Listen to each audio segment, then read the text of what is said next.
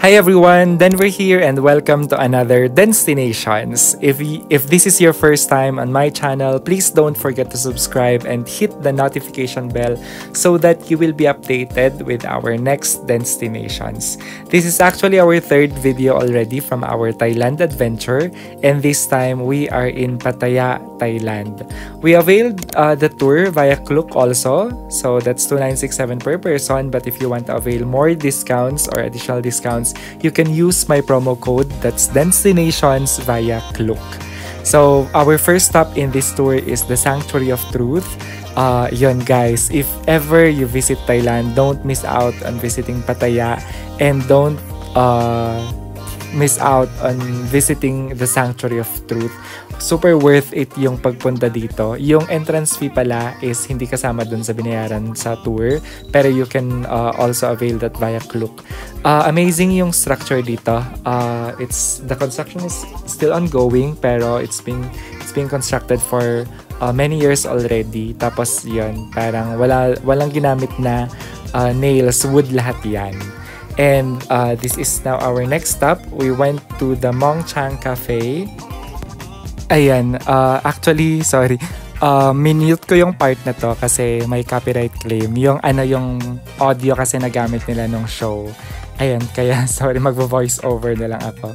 Ayan, ito yung elephant show. It starts, parang may tatlo daw silang show every day. Tapos, ang naabutan namin is yung 1 o'clock to 2 o'clock na show. Mostly, yung mga nagpa-perform dito are lady boys. Very pretty naman sila. Na ayan, kasi if you are not aware, Pattaya, sabi ko nga 2 hours away from Bangkok. Tapos parang siya, parang ito yung beach area nila. Yung malapit sa beach, parang yung vibes actually is very Boracay. Tapos ang daming ang daming mga foreigners, mga ganyan, yung gusto talaga is mag-beach. Tapos nandun din yung walking street. So, if you know kung anong nasa walking street, you know. Yun na yun. Dito sa Mong Chang Cafe, may elephant show. And you can also get to interact with the elephants. Kasama na yung entrance dito, pero you have to, of course, excluded dyan yung meals. So, dito na kami nag-lunch, and then nag-antay na din kami ng elephant show, and then show ng mga lady boys. Kasi saktong 12 o'clock yung show. Ayan, by the way, Pattaya is 2 hours away from Bangkok. So, we departed from Bangkok around 8 a.m. Tapos nakarating kami ng 10 a.m. So, ayun, nakita niyo yung mga sumasakay sa elephant. Actually, hindi kami nag-avail doon kasi, of course, we do not support animal cruelty, mga ganyan. Pero, of course,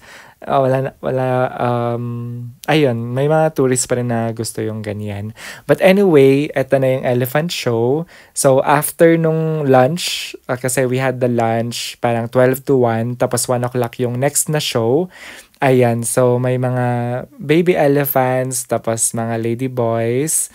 Very pretty naman ng mga lady boys. Dito pala, sabi ko nga kanina, bibili lang kayo ng lunch, tapos hanap na lang kayo ng pwesto ninyo. So parang ang eksena dito is yan, center stage kung saan sila upo. Tapos surrounding it naman, may mga parang tree houses na doon po pwesto yung mga manonood.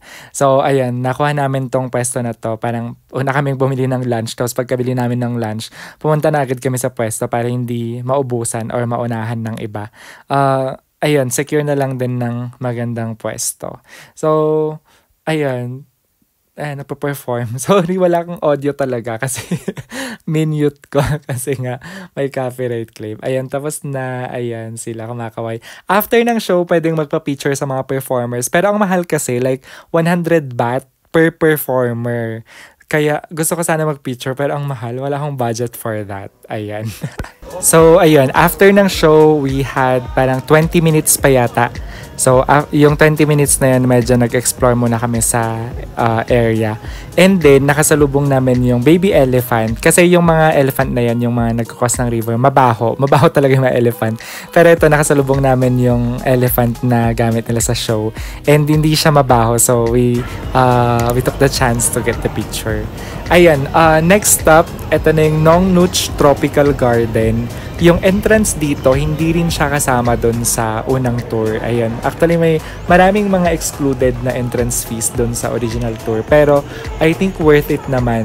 Dito sa Nong Nooch Tropical Garden, it's awarded as one of the top tropical garden or botanical gardens sa world. Kaya worth visiting din naman. Kung magki-claim kayo ng ticket, bibili kayo ng ticket, available din siya sa Klook. Don't forget na mag-add kayo ng sightseeing bus kasi sa sobrang lawak, hindi nyo may explore kung hindi kayo sasakay ng bus. Kung hindi kayo mag-avail ng bus, hanggang doon lang kayo sa entrance. Pero, ayun, kasama na yung bus, so mag-explore kayo dyan. May mga elephants din dito na trained talaga sila to interact with the visitors. And then, ayun, pag nakasakay kayo sa sightseeing bus, may mga parang 5 stops yata.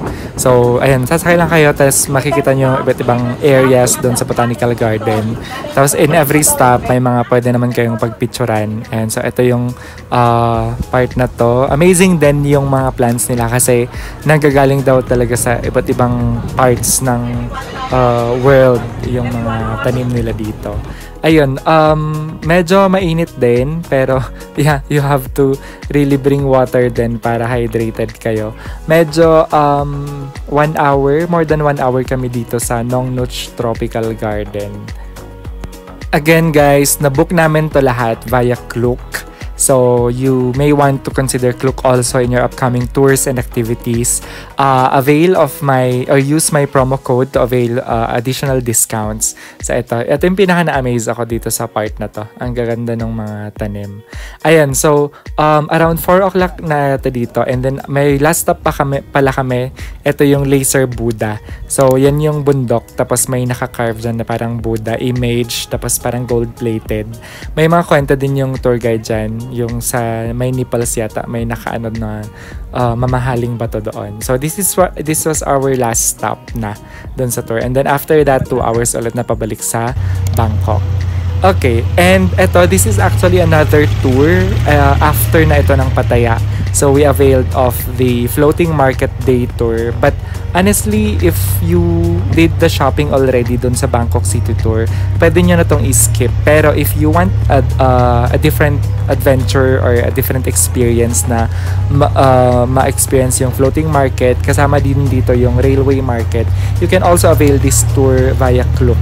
So ito naman papuntang west from Bangkok City. Parang around 1 hour 30 minutes. Tapos, ayun, parang half day lang siya until 2 p.m. lang yung tour. So, unang pupuntahan is yung floating market. Tapos, after that, yung railway market. Doon na din kayo pwedeng mag-lunch. Dito may mga may mga items na mas mura compared sa Bangkok City. Pero generally, I think mas mahal siya. Yung nakita ko mas mura dito, yung mga pahid-pahid, yung mga Tito Essentials, mga ganyan. Mas mura siya dito kasi may nabili kami na 50 baht lang. Pero doon sa Bangkok City, 100 baht yung mga ganon. So, tingnan nyo na lang kung ano yung mga pwede nyo mabiling mas mura dito. Ayan siya. So, again, this is our 3rd installment already. Wala na akong masyadong video actually dito. Again, if you want to avail additional discounts, you may use my promo code. And I think that's it. Hindi ako masyadong naka-vlog, pero hopefully sa next na out of country, maka-vlog tayo ng maayos para mas maganda yung magawa nating vlog. Thank you very much for watching and sa panonood ng tatlong vlog. And kung hindi nyo pa napanood yung Bangkok City Tour and Ayutthaya Tour, please check my channel. And again, see you in the next destinations. Thank you very much for watching.